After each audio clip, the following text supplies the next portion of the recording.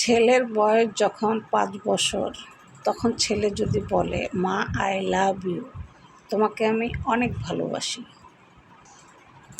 তখন মা মনে করে আমার ছেলে আমাকে অনেক ভালোবাসে। যখন ছেলের বয়স 21 বছর, যখন বলে, মা আই লাভ ইউ, আমি তোমাকে অনেক ভালোবাসি, তখন মা বলে, ব্যাপারটা কি, কে সেই মেয়ে, বাসায় নিয়ে আসিস। যখন ছেলের বয়স 40 বছর, তখন যখন বলে আই লাভ ইউ, তখন মা বলে, ওই ডাইনিকে বলছিলাম না বিয়ে না করতে। এটাই বাস্তব। কারণ ছেলেরা যখন ধীরে ধীরে বড় হয়, তখন তাদের বিশেষ করে কিছু মন মানসিকতা চেঞ্জ হয়।